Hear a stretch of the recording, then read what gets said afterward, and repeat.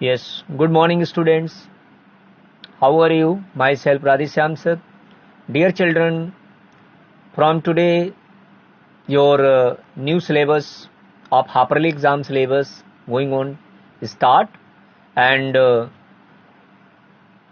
today with this video I will send syllabus also of half-yearly exam.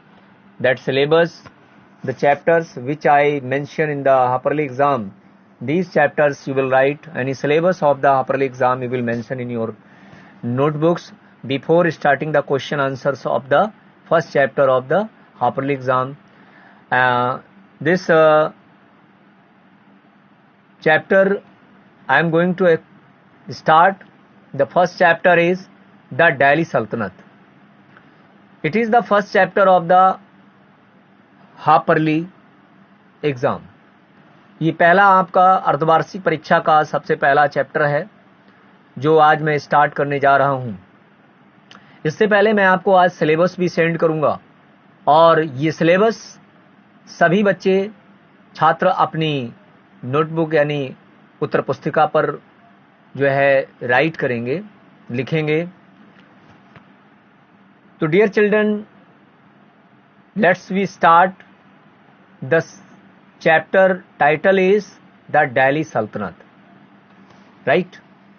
Student, it is very important chapter, and you will read this chapter at home carefully, and today I am going to explain also. See, this first chapter is given table here, and the first in this chapter this table given. This table is very important. See this is table is very important कि Rajput dynasty का first point है. इसमें Rajput dynasty में कितने राजाओं ने, यानी जो राजपूत डायनेसिटी भारत की थी वो कितनी डायनेसिटीज डेवलप्ड हुई थी. How many dynasties were developed in the Rajput dynasties.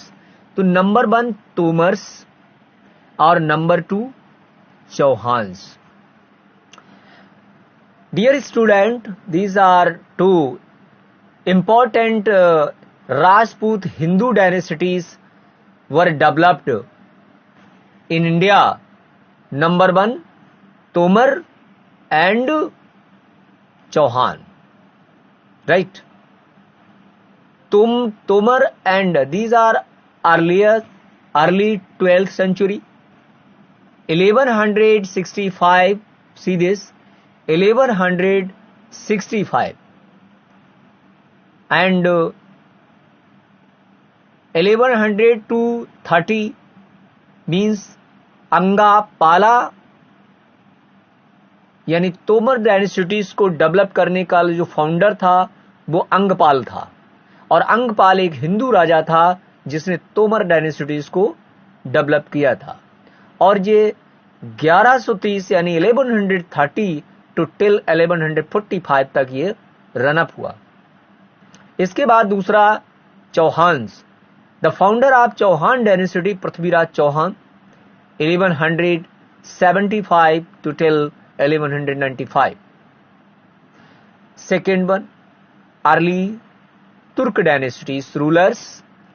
अब तुर्क डायनेसिटीज ये हमारे देश के अंदर जो मुगलों का एक आवागमन हुआ वो मुगल काल, यानी भारत में मुस्लिम्स जो डायनेसिटीज डेवलप्ड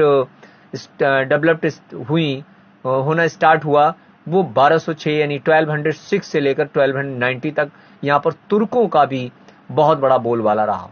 उसमें कुतुबुद्दीन ऐबक, उसमें शमसुद्दीन, इल्तुतमिश, रजिया सुल्तान, गयासुद्दीन बलबन, ये जो डायनेसिटीज थी, ये डायनेसिटी जो तुर्क वंश के नाम से, तुर्की डायनेसिटीज के नाम से जानी जाती है.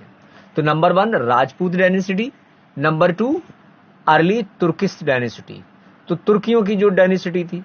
अब आता है सेकेंड डायनेसिटीज, हमारा आता है खिलजी डायनेसिटी. अब खिलजी डायनेसिटीज जो स्टार्ट हुआ वो 1290 से लेकर 1320 तक ये खिलजी डायनेसिटीज जो था डेवलप हुआ हमारे देश के अंदर.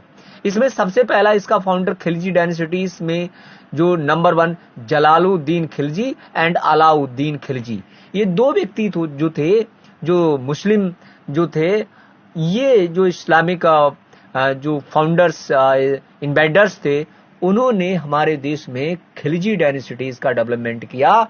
तो सबसे पहले जलालुद्दीन खिलजी जो था 1290 से लेकर 1290 टू टिल 1296 तक इसने अपने देश में, हमारे देश में खिलजी डायनेसिटीज को डेवलप रखा, यानी उसको बढ़ाया। सेकेंड अलाउद्दीन खिलजी, इसके बाद Alauddin, after then Alauddin Khilji also that started the new Khilji dynasty 1296 to 1316, ठीक है। सेकेंड वन है तुगलक डायनेसिटी। थर्ड यानी fourth dynasty Tughlaq dynasty. This dynasty started by Ghiyasuddin Tughlaq and Muhammad Tughlaq and Firoz Shah Tughlaq. ये तीन बहुत बड़े जो तुगलक डायनेसिटीज जो के फाउंडर थे, और इन्होंने ये तुगलक डायनेसिटीज जो थी जो कंटिन्यू रिमेन 1320 टू टिल 1414 यानी 1414 तक, यानी ये जिंदगी जो डायनेसिटी थी वो भारत के अंदर डेवलप्ड रही। नेक्स्ट आती है Syed dynasty 1414 to till 1451। The founder of the Syed dynasty Khizr Khan. Khizr Khan, अब suppose that one question is who founder of the Syed dynasty, तो will write the answer of this question Khizr Khan. Second one, Lodi dynasty. Lodi dynasty also developed to till 1451 to till 1526। 1526 यानी 1526 तक लोधी डायनेसिटीज हमारे देश के अंदर में इसका बोलबाला रहा। इसको the founder of the Lodhi dynasties Bahlol Lodhi. तो दिस टेबल द दिल्ली सल्तनत, यानी दिल्ली पर शासन करने वाली, यानी दिल्ली पर जो इतनी डायनेसिटीज ने शासन किया, यानी दिल्ली पर जो डायनेसिटीज थी, इन्होंने दिल्ली पर इतनी डायनेसिटीज ने शासन किया, जिसमें जो dynasties I explained here in this about according this table. तो इस टेबल में आपने देखा कि नंबर 1, 2, 3, 4, 5, 6 जो 6 डायनेसिटीज थी, उन्होंने दिल्ली को इतने समय तक, यानी 1165 से लेकर 1526 यानी 1526 तक दिल्ली सल्तनत इतने लोगों के हाथों में रही। तो ये दिल्ली सल्तनत का जो डिटेल है, इसी के नाम से इसको दिल्ली सल्तनत के नाम से जाना गया, क्योंकि लगातार कोई ना कोई डायनेसिटी जो थी वो दिल्ली पर शासन करती रही। इसके बाद 1526 में पहली बार बाबर ने दिल्ली पर अटैक किया, और उसके बाद उसने मुगल डायनेसिटीज पूरे हिंदुस्तान के अंदर इसका डेवलपमेंट किया। तो this table children you will write in your notebook also. Second part,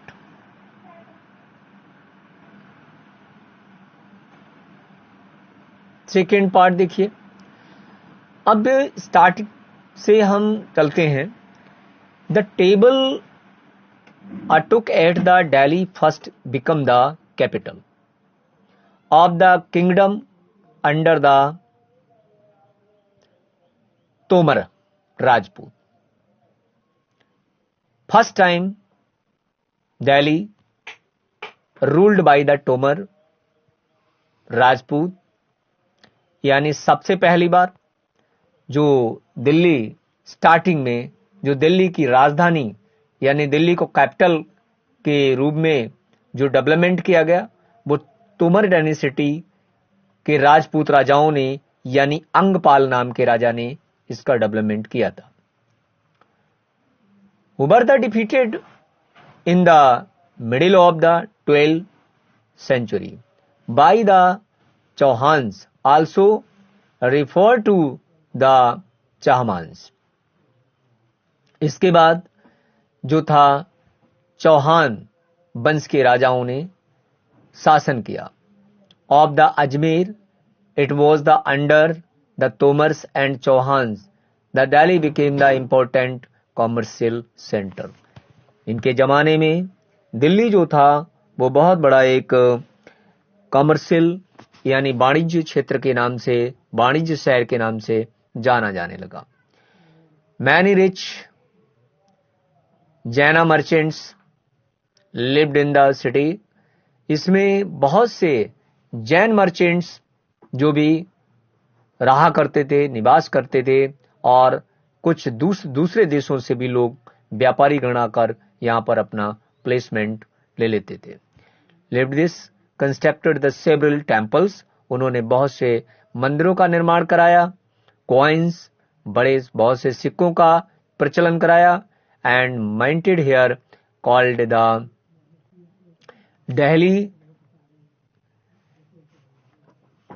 Delhi wall. अब उसमें इसको दिल्ली वॉल के नाम से जाना जाता था। Delhi wall had a wide circulation. The transformation of Delhi into a capital that controlled vast areas of the subcontinent started with the foundation of the Delhi Sultanate in the beginning of the 13th century. Take a look at the table. Again, identify the 5 dynasties that together made the Delhi Sultanate. इसके साथ साथ दूसरी और 5 डायनेसिटीज जो अभी हमने I so the table. According the table you can find out how many dynasties ruled in the Delhi. The Delhi Sultanate built many cities in area that we now known as the Delhi, जिसको आज हम दिल्ली बाल को छोड़कर आज दिल्ली के नाम से जानते हैं। ये बहुत से शहरों का निर्माण, कई पार्ट्स में इसका निर्माण किया गया। लाइक ए लोकेट दिल्ली ई, कोहना, सिरी एंड जहान पनाह, जो जहान पनाह के नाम से इसको जाना जाता था।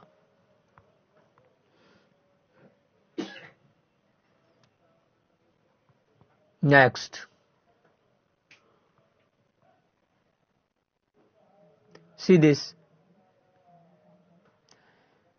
अब आता है finding out about the Delhi सल्तनत। इसके बारे में भी कुछ जानो।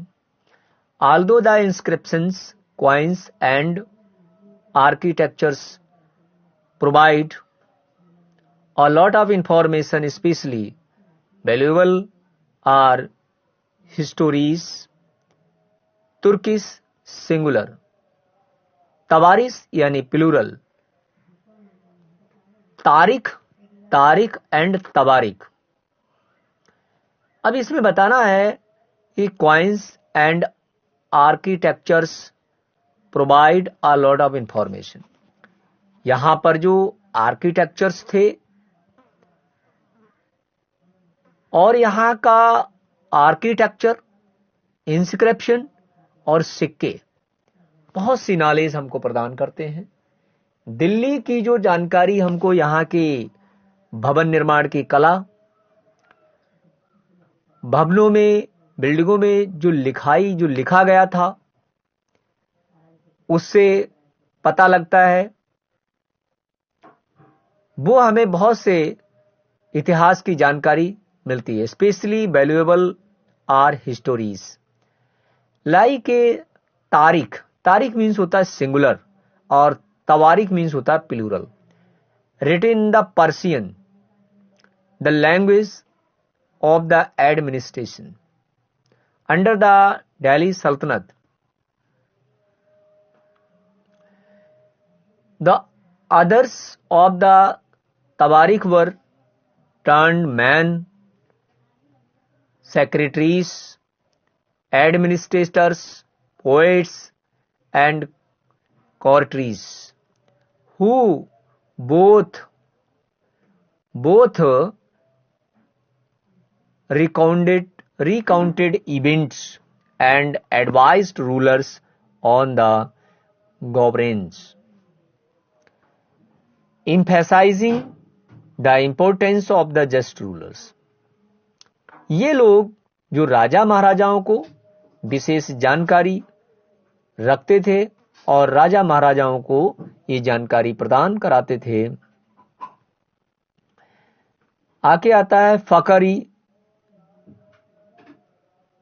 मुदाविर, wrote in the 13th century. Fakhri मुदाविर ने लिखा है, 13वीं शताब्दी में लिखा उन्होंने, a king can't survive without soldier. बहुत अच्छी बात लिखी है उसने 13वीं शताब्दी में कि राजा बिना प्रजा के, राजा बिना सेना के जिंदा नहीं रह सकता। किसने लिखा? फकरी मुदाब्बिर ने। जो मुदब्बिर था एक बहुत बड़ा राइटर हुआ है, हिस्ट्री राइटर। दिल्ली सल्तनत, तुर्की सल्तनत में ये तुर्की राइटर था फक्र ई मुदब्बिर, रोट इन 13th सेंचुरी। उसने 13वीं शताब्दी में लिखा कि राजा बिना सेना के कभी जिंदा नहीं रह सकता है। उन्हें बताया, and the soldier can't five live without, and soldiers can't live without soldiers. और जो सैनिक है बिना सैनिक के जिंदा नहीं रह सकता है। सॉरी, सैलरीज, मेरे कहने का मतलब है, तो जो सोल्जर्स है वो सैलरीज के बिना, तो उनको सोल्डर को क्या चाहिए? सैलरी।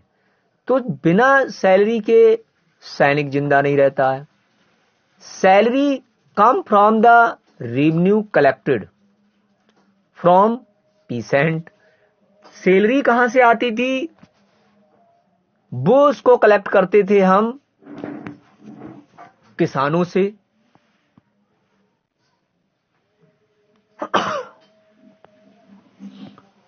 जो सैलरी प्रोवाइड करने के लिए जो पैसा मिलता था वो कहां से मिलता था बच्चों? किसानों से। तो फकरी मुदब्बिर ने बहुत बढ़िया बात लिखी और इसे समझिए जरा। But peasant can pay revenue only when they are prosperous and happy.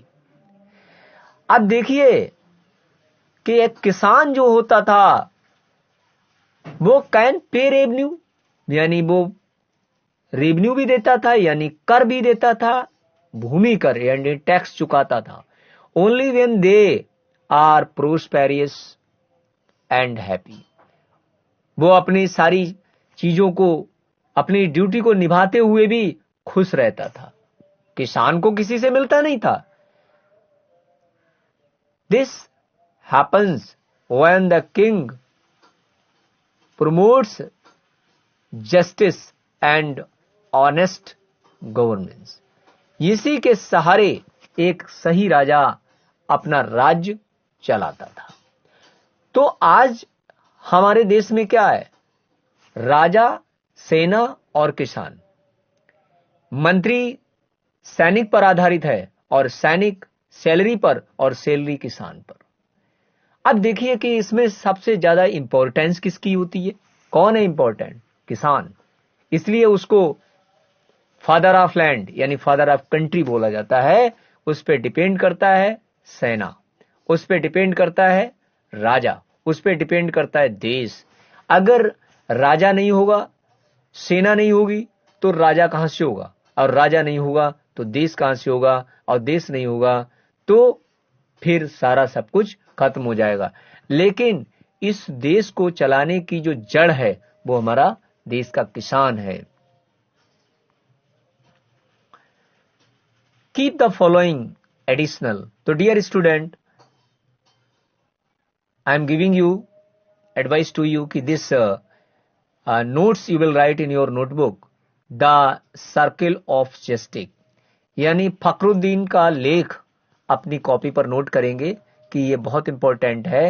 And I can ask this question in the examination कि what is the rule of why the king can't survive. This you will write in your notebook. Keep the following additional details in the mind. The authors Tawarik lived in the cities. Many Delhis, hardly ever villages. They often wrote their stories for the Sultan in the hope of these rich rewards. These authors advised rulers on the need to preserve in the ideal social order based on the birthright and genders distinctions. Their ideas were not shared by the everybody. In 1236, Sultan Iltutmish daughter Razia became Sultan of India in Delhi. The chronicles of the age Minhaj-e-Siraz recognized that she was more able and qualified than all her brothers. Razia Sultan Iltutmish की जो बेटी थी 1226 में जब दिल्ली की सुल्तान बनी, उसके बहुत कई भाई थे, लेकिन among this all brothers Razia Sultan she was very great and able and very intelligent, but he was not comfortable at having the queen as ruler. लेकिन वो एक कम उम्र के कारण शोभा नहीं देता था. वहां के रूलर्स जो थे वो उसे लाइक नहीं करते थे. Nor were the nobles happy at her attempts to the rule independently. She was removed from the throne in 1240. और इसके चलते ही रजिया सुल्तान को 1240 में अपने सिंहासन की पदवी को छोड़ना पड़ा. What a Minhaj-e-Siraz thought about Razia. मिनाज-सिराज ने रजिया के बारे में क्या विचार दिया है, ये बताना है. Minhaj-e-Siraz thought that the queen's rule went against the ideal social order created by the court, in which women were supposed to the subordinate to man.